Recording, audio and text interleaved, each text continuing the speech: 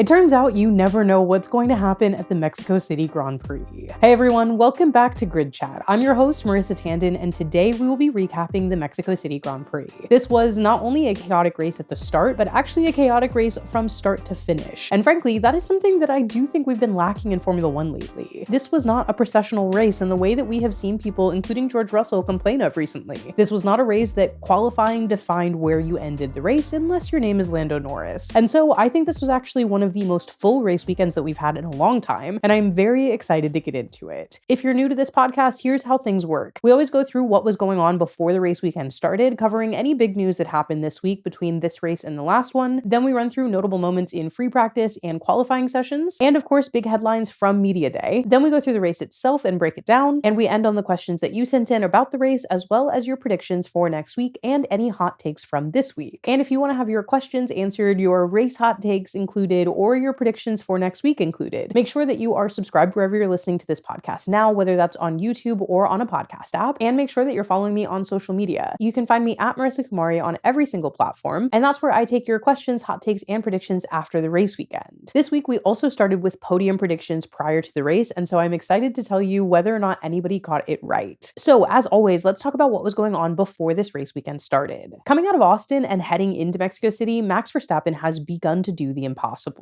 At the start of the Austin weekend, Max's gap to Oscar was over 60 points. At the end of the Austin weekend, heading into this weekend in Mexico City, Max's gap was only 40 points to Oscar. And that meant that we were having a lot of conversation about where it's better to be at this stage when it comes to the championship. We shockingly somehow have 3 championship contenders right now. Those are Oscar Piastri, who going into this race weekend was leading the championship, Lando Norris, his teammate, and Max Verstappen, the unexpected underdog. And the conversation has been, is it easier to be running a championship from the front and holding off the people coming at you, to be in Oscar Piastri's position going into Mexico City, or is it easier to be in the back, to be the underdog or the person chasing that championship title? Toto Wolff actually said that he thought that Max Verstappen was in a better place than Oscar Piastri was. And interestingly enough, a lot of the conversation around this has kind of eliminated Lando Norris. This title battle suddenly became just between Oscar Piastri and Max Verstappen, forgetting the person who was right in the middle. Toto Wolff said that he thinks drivers who are fighting from behind have a better mental advantage than a driver trying to maintain his lead. When Oscar was asked about this heading into the race weekend, he said he disagreed. He said that he felt that he was more comfortable at the front having the championship lead than he was if he would have to be making up those point gaps. However, we saw a pretty poor performance from him in Austin, and then we'll get into his performance here in Mexico City. In that same championship conversation, we also saw Lewis Hamilton say that you have to be ruthless to win this title, and that Max is ruthless. And if McLaren cannot match that ruthlessness, he's going to take the title away from them. Also, in the same vein of this title conversation, Red Bull was fined for a little bit of shenanigans at the Austin Grand Prix. Basically, the fine itself was for not clearing the track when they were supposed to. There's a certain time that marshals stated that they all had to be off of the track, and one Red Bull personnel went back onto the track. The FIA document did not state what that person was doing, but from paddock gossip, we have kind of figured it out. Basically, someone from the Red Bull team was attempting to remove some grid tape that was being used as a visual cue for Lando Norris for where to line up on his grid box. Now, this is actually not illegal, and it has been done before. Technically, the illegal part, the fine, was just the timing of when they tried to do this. We do see teams try to get in each other's heads like this, and because it's not technically illegal, it's not really a big issue. It just was because they tried to do it too late in the game. I do think stuff like this is very funny, and it also shows that the Red Bull team is really focused on Max potentially still being able to win this championship. They do think that it's a possibility. They do think that the McLaren team is a threat, and they are going to do everything possible that they can to give Max a chance at this 5th title. So again, the actual tomfoolery of attempting to remove that tape is not actually illegal. They were only fined because of the fact that they did it too late. To Lando's part, he said that he doesn't even really use that grid tape to line his car up, and that it's just a little bit of an extra visual guide when needed, which honestly even highlights more of this kind of drama in between the two of them. I do think it is really funny and really kind of nitpicky. It's a little bit of like high school era Mean Girls behavior, and I like it. I love this part of sports. I love the espionage sort of element and the kind of prank element. Every little thing that you can do to gain an advantage. I think that that is Red Bull's vibe, and I think that it's kind of what you need to be a champion. Again, not illegal and playing to the direct limits of the rulebook. And in that same vein, we saw Oscar Piastri say that Lando Norris's unnamed unnamed consequences from last week have been removed. This was something we talked about with the Austin recap. Going into that race weekend, because of the light tap that Lando gave Oscar during Singapore, even though he was cleared by the stewards, we saw McLaren say that there were unnamed consequences that Lando would suffer from the beginning of that moment all the way to the end of the race season. We were all very confused about what this was or why it was happening, and it did seem to maybe be an advantage of which driver was leaving the pit lane first during qualifying. However, whatever that consequence was, it was confirmed that this week it's been removed. Oscar was the one to bring this up first, and he said that it was because he did have a degree of responsibility for the crash out in the Austin sprint race. Again, something that wasn't penalized by the stewards, was ruled a racing incident, but again, something we're seeing McLaren talk about internally when it comes to the idea of fault and who should be penalized for the rest of the season in regards to their teammate. This is still something that's very odd to me, and I also feel like something that should be remaining an internal conversation, but I guess when you set the precedent that we're all going to be included in the McLaren group chat, you end up having to continue giving updates throughout the season. And I do think that if we're going to see these sort of teammate battles, it's something that we should be talking about privately, internally, not making a news story or a headline out of. Another big thing we saw coming into this race weekend, Red Bull still brought upgrades to Mexico City despite this being so late in the season. Most teams have changed their focus to the development of the 2026 car, but we're seeing Red Bull still make investments into the 2025 car. This definitely shows that Red Bull believes that they have a chance at winning this championship and want to give Max as much possibility as they can.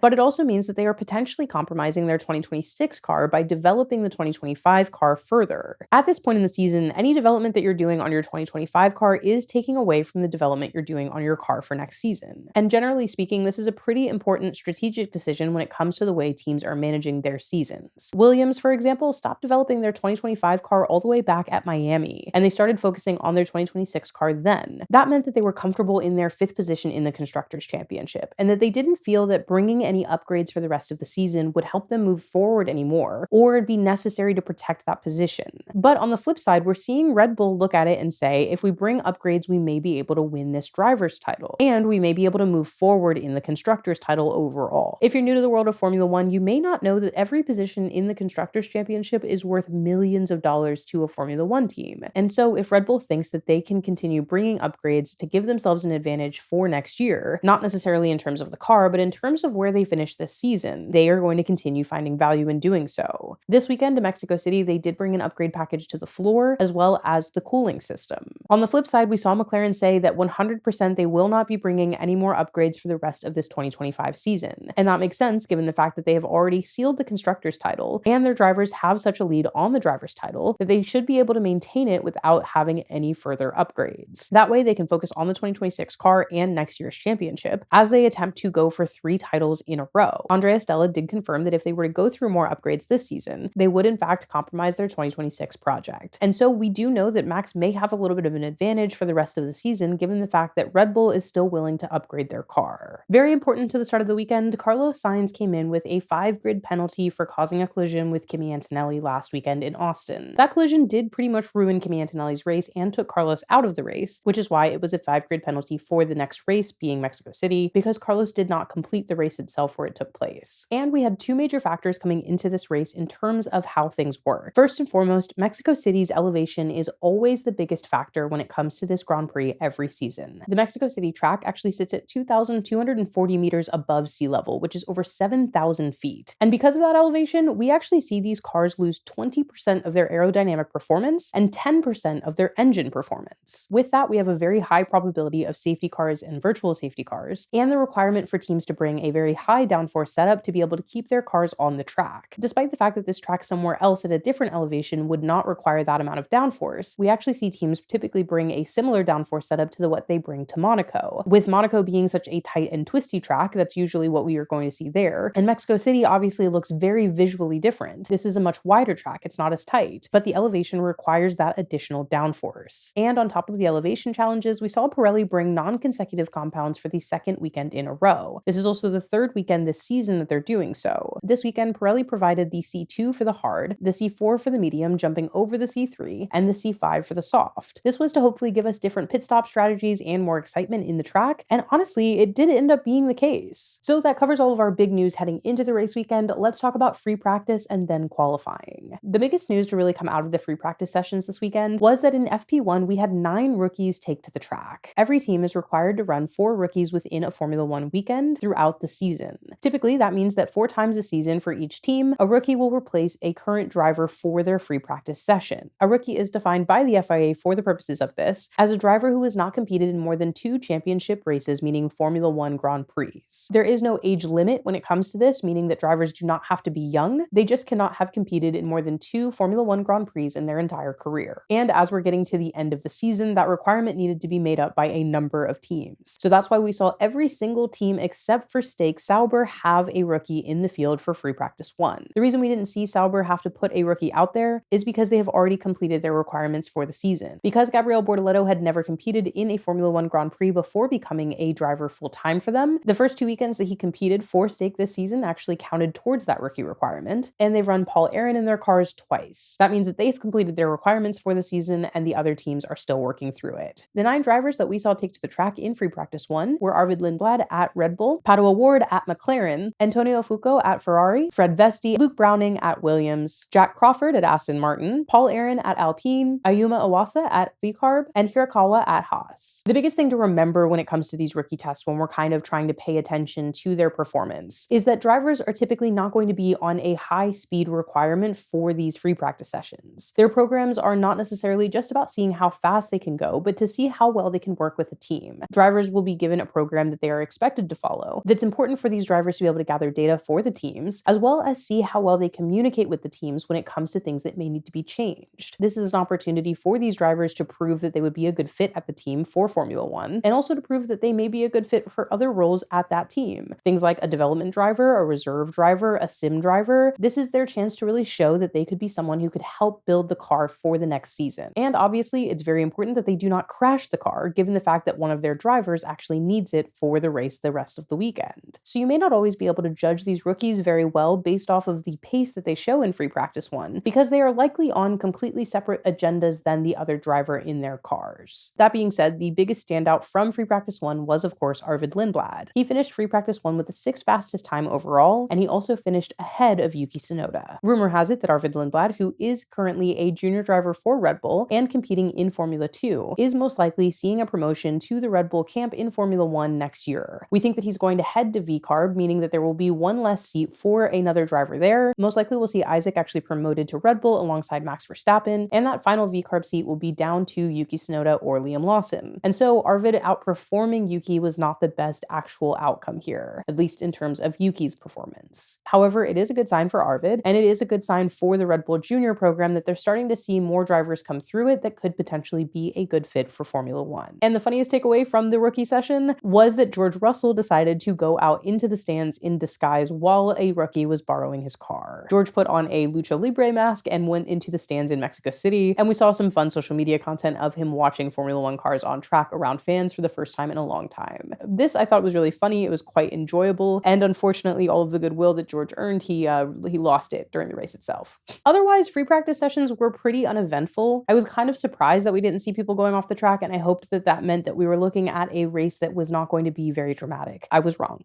So let's get into qualifying. This was actually a very stressful session all the way through. I was expecting a lot of chaos from this weekend, but I was surprised to see that it was entertaining from literally bell to bell, for qualifying start to finish and the race itself. When it comes to qualifying, the track was rubbering in at an insane rate, meaning that every lap it felt like cars were improving at a very, very intense degree. That also meant that drivers that were going out earlier seemed to be at a disadvantage to drivers who waited later in the session. However, this is also a track where things can go wrong very quickly, and if you don't get a lap in quickly, it means that you may find yourself without a chance to put one in, or under extreme pressure to get a lap in, which could be a negative situation. However, advantage definitely went to people who went later in this qualifying session overall. The track evolution this weekend was just absolutely bonkers, and a lot of that has to do with that elevation and the heat. And at that point of the weekend, when we were seeing Ollie Bearman go to the top of the charts, it was surprising, but perhaps it should have been a good sign for the rest of the weekend. We also saw Isaac Ajar put in top times and other drivers that were normally considered back of the pack, and a lot of that had to do with that track evolution. Tire of choice for qualifying was softs all the way through, which definitely made sense, but we also saw some pretty strategic decisions trying to make sure that drivers had enough softs to get through the end of qualifying and still have some for the race tomorrow. But we generally get an idea of which tire is going to be the favorite for the race from qualifying, and that was the case here. Now, Q1 exits included Franco Colapinto, Gabriel Bortoleto, Alex Albon, Pierre Gasly, and Lance Stroll. Two tough exits here specifically. One, Franco Colapinto. This is a tough season for him given the fact fact that he does not seem to be able to confirm that he should get a seat for next season. We were introduced to Franco Colapinto last season when he took over for Logan Sargent in the Williams, and he did have this really strong performance that we were really expecting him to have a seat this season. Ultimately, he doesn't end up getting one, but does end up being a reserve driver at Alpine, and very quickly, 6 races in, replacing Jack Doohan in that second seat. However, since then, we haven't seen any sort of breakout performance. Last weekend, we also saw him battling with this idea of team orders and deciding to ignore them, even though we were kind of in a weird place for team orders to exist anyway. Both cars were extremely out of the points, and it didn't really make sense to say that one driver shouldn't be able to fight the other. However, it also meant that Franco didn't really gain anything by ignoring team orders to pass Pierre, and so it just put him in this kind of awkward situation while he's trying to negotiate a second contract and trying to prove that he belongs here. And another Q1 exit was not a great place for him to do so. To his credit, Pierre also exited in Q1, meaning that the car necessarily wasn't there. However, Franco really does need to have some stronger performances to prove that he belongs here for next season. And of course, another tough exit is Alex Albon here. Alex had a rough weekend last weekend, getting his time deleted for track limits and really dropping himself out. And then again, he just doesn't have the performance here. And I think what's been tough for Alex, especially in qualifying, has been the fact that he was really strong at the beginning of this season. And that was such a big narrative because he had this strong teammate of Carlos Sainz next to him. The expectation was that Carlos would come in and dominate and take over the team, but the start of the season did not point to that. However, as Carlos has gotten more comfortable in the car, we're seeing him outqualify Alex, and we're seeing him do so in a really big way. This weekend especially was a big one, and I think it's tough to watch Alex's performance fall and to watch him start to sound a lot more snippy with the team as this happens. I think he's gotten a little less comfortable both mentally and in performance, and I think it's affected the way that he's speaking to the team in general. The other big moment in Q1 is that we nearly lose Kimi Antonelli. He just barely scoots by, and I was very stressed for him, frankly, but I was happy to see him make it through. I was very stressed for him the entire session, and it was a nail biter to the end.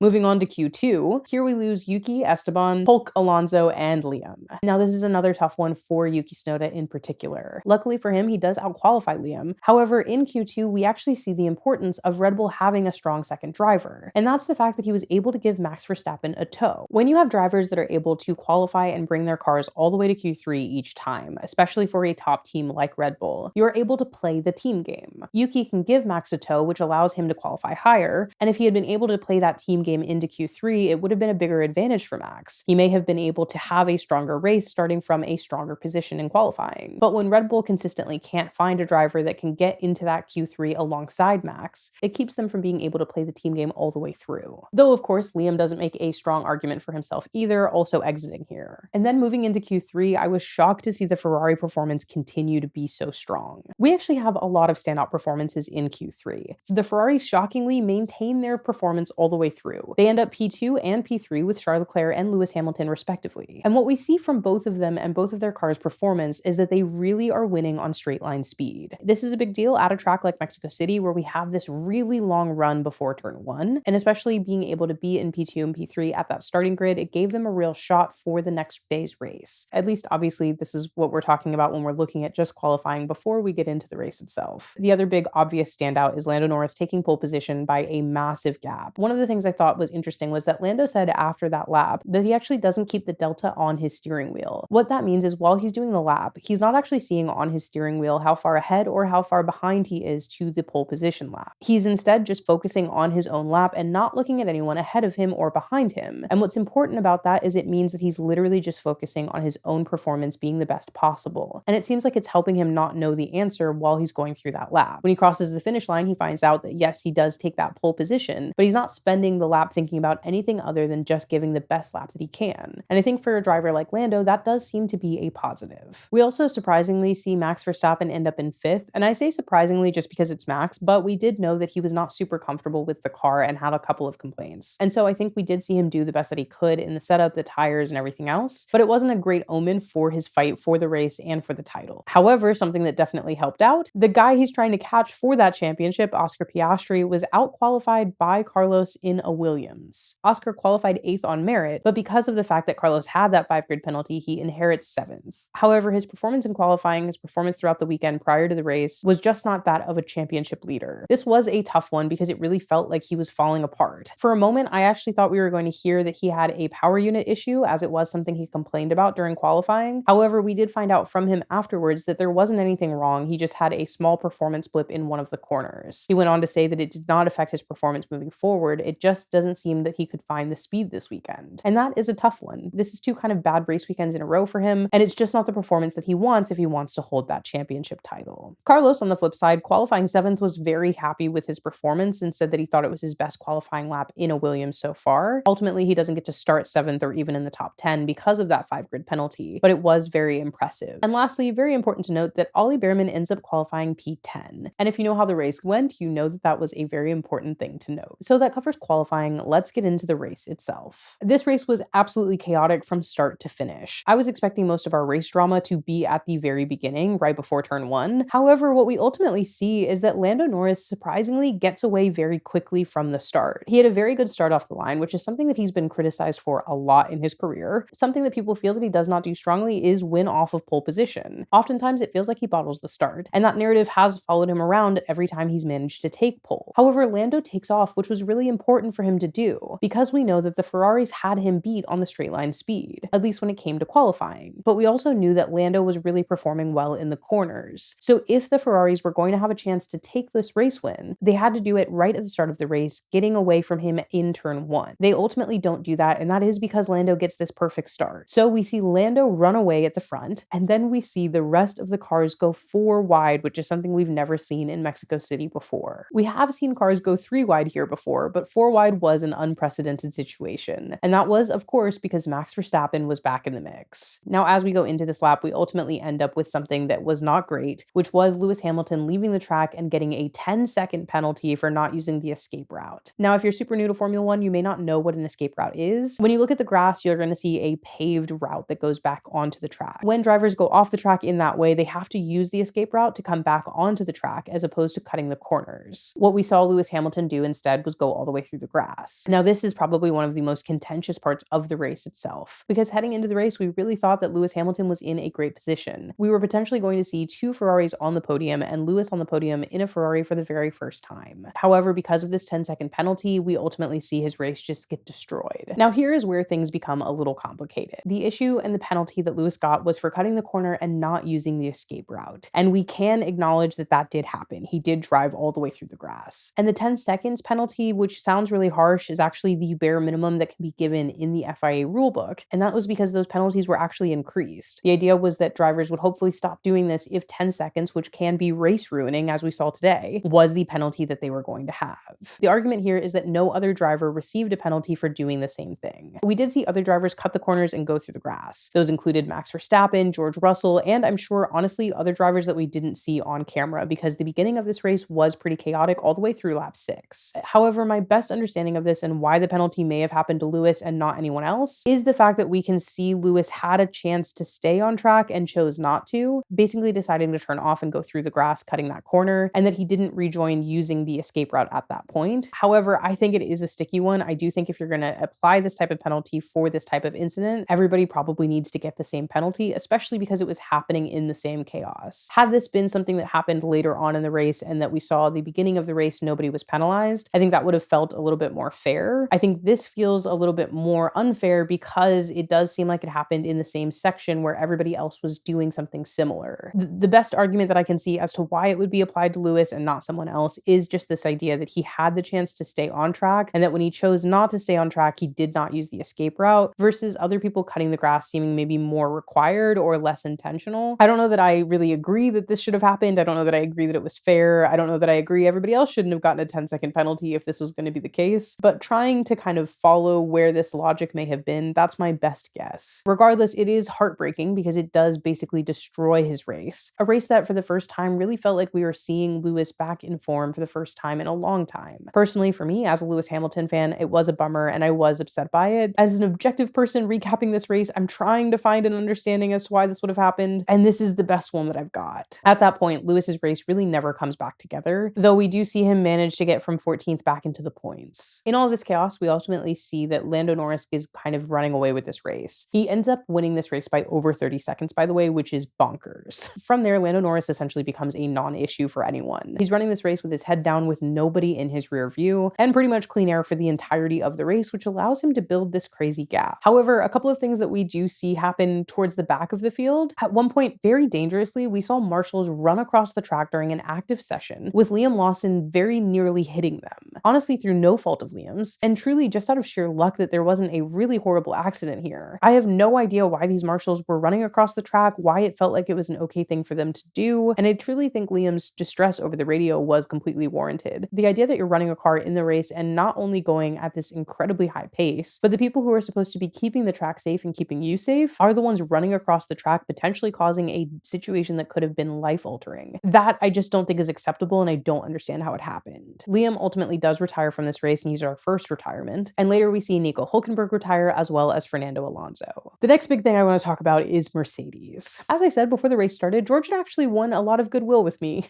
I really enjoyed the little stunt that he had pulled with the Lucha Libre mask. However, everything by the end of this race, 100% gone. I do not understand what George was thinking and why Mercedes allowed it to happen. Basically, the situation that we were in was that Kimi Antonelli was ahead of George Russell and that George Russell was under pressure from Oscar Piastri. As Kimi Antonelli was chasing Ollie Bearman, hoping to end up on the podium himself, George Russell was crashing out over the radio for an extreme amount of time, cursing and demanding that their cars were swapped so that he could ultimately chase Ollie Bearman himself. George was certain that he had more pace than Kimi Antonelli had, and genuinely, after an extreme number of censored radio messages where he talked about Oscar Piastri and a McLaren up his butt, somehow Mercedes does agree to swap these positions. And I truly don't understand why. George at this point really was so beyond any normal type of behavior, even beyond George's normal type of behavior. I don't know why he was so intense about it, I don't know why he was so vulgar about it, and I don't know what possessed him to think that he knew better than the team themselves. At one point when he says he can catch Ollie Bearman, he's told that he's free to pass Kimi Antonelli whenever he can do so on his own. But obviously he ends up under pressure from Oscar and personally doesn't want to be there. So what he does instead is kill both of their races. Ultimately, he does get the team orders to swap with Kimi Antonelli from Mercedes, which personally I have no idea why Mercedes agreed to do it. I think it was rewarding bad behavior, and ultimately it did not end up in George being able to do anything.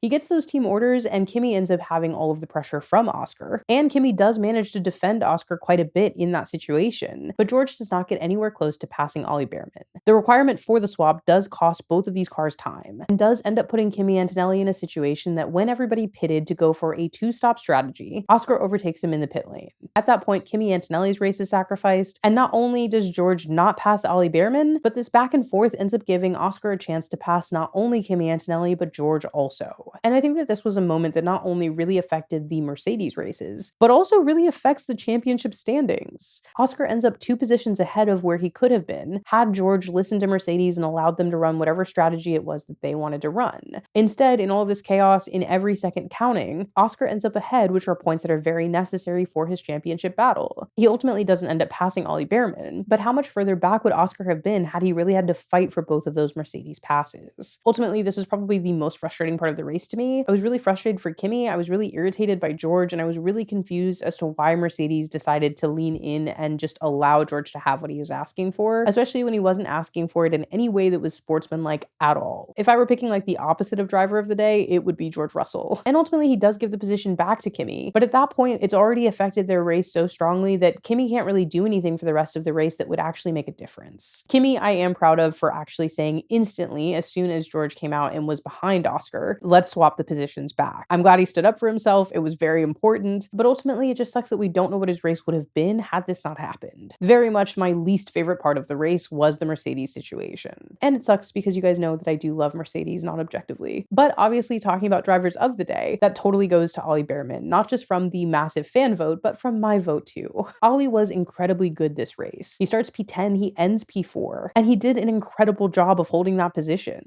Hands down, I was so impressed watching him this race. I was happy he gave us a reason that we had to talk about him. And also, I want to be best friends with Ollie Bearman's dad. Don't know if that's an available option, but my dream for anyone listening is to hang out with Ollie Bearman's dad during a race. Doesn't have to be in the garage, just has to be in front of a television. Ollie Bearman's dad was actually my favorite cutaway that we've had in Formula One in terms of the broadcast. And this was a race that it was stressful for them to cut to reactions, but Ollie's dad was worth it. Honestly, the way he was reacting was like the way I react watching a football game, like an NFL game, and I loved it. The bro intensity, the screaming, the jumping, you just don't get to see that very much when it comes to the reactions that they show on F1 TV. And I, for one, everyone want more joy in these spaces. More excitement, more intensity. If that was the type of reactions we were seeing, I would love to see them. Ollie Bearman's dad, in fact, is going to be our very first Grid Chat Dad of the Paddock of the day. We should probably workshop that title, but he gets it. Whatever the award is, it's a gold medal. It's a gold sticker at least, a gold star. And of course, we have to talk about Max's incredible one-stop. And now a lot of drivers were on a two-stop strategy, and the top 3 finishers ended up on a one-stop. Of course, especially in Lando Norris and Charles Leclerc's case, it's because they didn't have a lot of tire degradation as they weren't running in dirty air. But for Max, he starts P5, and his one-stop strategy is the reason he gets himself onto the podium. Max ran that race on a medium and then finished it on a soft, and that second stint was absolutely insane. The medium itself meant that he did not start this race very strongly with very fast lap times, but he did manage to run those tires well. And by the time he gets onto the softs, he is able to make up these fast laps and literally get to the point that he is able to build the entire gap up to Charles Leclerc, to the point that it almost looks like there's no way he won't pass Charles Leclerc in the final portion of this race. Unfortunately, that brings us to the virtual safety car and Carlos Sainz's car. Carlos Sainz's car was having some issues throughout the entirety of the race. Unfortunately for him, after having this qualifying that was really good and having good pace that we thought he was going to have a good race, we see that he's having an issue with his pit limiter first. That's because he gets a 5-second penalty for speeding in the pit lane and that he says that the car is jumping. And I'll be honest with you, at first I thought that was just him trying to get out of getting the penalty, but then it turns out that there's definitely something wrong with the car. He gets a drive-through penalty for, again, speeding in the pit lane. And then of course we see his car give out and he's able to very carefully park it to the side where he is out of the way. But it does result in him having to retire for the race. And we were getting yellow flags for a little bit in the turn that he had gone off on. And I personally thought we would see those yellow flags continue until the end of the race, especially given that it wasn't in a place where it really was that dangerous, or at least visually, not being a steward myself. Instead, what we end up getting is this race ending under a virtual safety car. And I really wish that there had been a way for that not to be the case. We had so much buildup in this race. We saw such incredible work from Max, and honestly, we actually saw some pretty good work from Oscar. And then we have these 2 very intense battles that are happening right at the end of the race. Max is gaining on Charles Leclerc. Oscar is trying to get up to the back of Ollie Bearman to try to pass him. If Oscar had been able to catch Ollie, we would have actually seen him maintain his championship lead. If Max had been able to pass Charles Leclerc and take second, we obviously would have seen him get more points towards this battle. But instead, what we end up having is these battles get completely neutralized. And worst of all was the fact that Max was close enough for the virtual safety car to end for him to hopefully be able to overtake. But we actually remove this virtual safety car just after Max actually gets out of the section of the track where he would have been able to overtake. And therefore, we end up keeping everything exactly the way it was. They honestly may as well have just left the virtual safety car on to the end of the race because nobody really had a chance to do anything different once it was removed. For me, as a racing fan, I just feel like we got robbed of the very end of the excitement, despite the fact that this race was probably one of the most exciting we've had in a long time. But I really wish we had not seen this be the case. For me, to my untrained, non-steward eye, it just didn't seem like it was necessary, though of course the stewards are obviously there to make sure that everyone gets home safely. So I have to assume that there was something that we didn't see that required them to call this virtual safety car, but I am very bummed about it. However, we do end with this incredible top 4 of Lando Norris not only taking the win, but now taking lead of the championship again, Charles Leclerc taking second, and Max Verstappen taking that 3rd position after an insane run on a one-stop strategy. And of course, even though he didn't make it onto the podium, we cannot forget to talk about the fact that Ollie Bearman finishes this race in 4th. Now, I told you at the beginning of this episode that I actually took your podium predictions before the race started, and I am going to tell you someone did actually accurately predict this race podium. That was user Tanu, and she did say Lando, Leclerc, Max. Claire also predicted this podium, which is pretty impressive, and those were the only 2 that got it exactly right in the exact same order. However, we did have a couple of people that said this combination not in the right order, but heartbreakingly, most people had Lewis on the podium. All of that being said, I do think this was really fun. I really enjoyed seeing how many different podium predictions you guys had, and I do think we'll do these every week after quali, so make sure that you are following me on social media to be able to drop those. Now that wraps up the race itself, let's get into your questions, hot takes, and predictions. Biggest question was whether or not the VSC was actually needed. Personally, to my untrained eye, no. It actually seemed like Carlos did his best to move his car out of the way of it being dangerous, especially knowing that this was a situation where it could have affected the race so strongly. I think a lot of times you see drivers really try to do their best to get out of the way if they can. However, we have to assume that there was some sort of safety issue that caused them to call this. From a racing perspective, as a fan, it really sucks. From a championship perspective, it also sucks. From a safety perspective, I have to hope that there was a reason for this and that everybody got home safely, which was the case. So in terms of was it really necessary necessary? For me, I don't think so, but obviously I wasn't there and I don't know what safety precaution may have been happening here. Hot takes and predictions. I think Lando might do it. Honestly, this is kind of exciting. I do think one of the biggest differences in this season has been the fact that we are really in a title fight that is now three ways. Lando seems to have completely woken back up these last two race weekends, and there is something to be said for this mentality of, do you want to be the person leading or the person chasing? Lando obviously had a much better weekend than Oscar did, and the fact that we're down to just 4 race weekends left honestly means it kind of is anyone's race. This one is my favorite hot take. Oscar Piastri has been cursed by an Etsy witch. Honestly, maybe we should be looking into people's purchase history. Max should have gotten a penalty. This is fair. I do think that there was a weird amount of people not penalized. I actually think there were a couple of drivers beyond Max that could have been given the same penalty that Lewis got. I do think that Lewis probably had the most extreme case of it, but personally, I kind of feel like the biggest issue with the FIA lately with their penalties is the fact that they don't feel consistent. And so it does feel like if one driver was going to get a 10-second penalty for this issue, all of the other drivers who cut the corner should have gotten the same penalty, which was not the case. The way Lando claimed his front row and kept going and going, I think the WDC is his. I don't know that I'm willing to say that this is anyone's race yet. Personally, I will say I am kind of rooting for Max.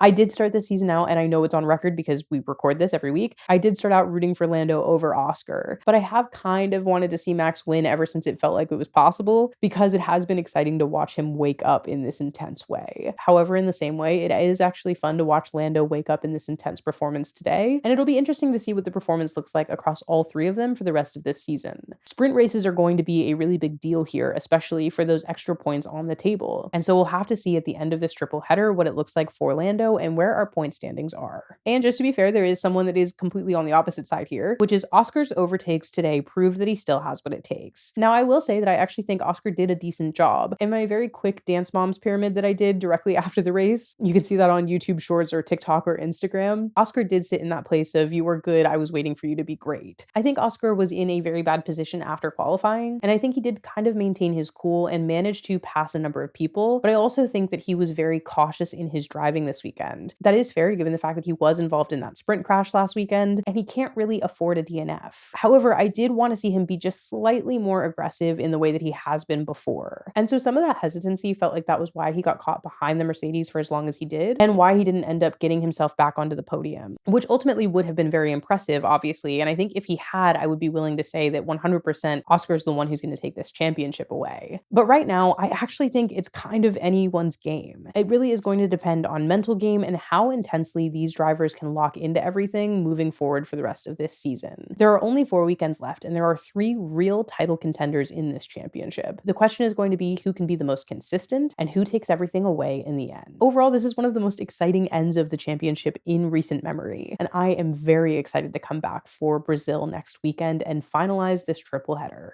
We leave Mexico City with a new championship leader, which is Lando Norris. Oscar Piastri now sits in second, and Max Verstappen still sits in that third position. Max did not come away with the number of points that he was hoping to this weekend, but he did still definitely gain momentum. Thank you for joining me for the Mexico City recap. If this is the first time you're listening to the podcast and you are not subscribed, make sure you are subscribed wherever you're listening now, whether that's on YouTube or on a podcast platform. If you have any questions about this race that I didn't cover, the best place to drop those are in the comments of the YouTube version of this podcast. And of course, remember that you can always join our Discord server if you want to watch the races in real time with the rest of the Grid Chat community. The link for that is in the episode description down below. Also, of course, if you want to be able to get your podium predictions, questions, hot takes, and predictions in, make sure that you're following me on all social media platforms at Marissa Kamari. And be sure to find me on TikTok, Instagram, YouTube, Snapchat, and Facebook, and let me know what you thought about the Mexico City Grand Prix. Thanks for joining me this week, and I look forward to seeing you next week for the Brazil Grand Prix.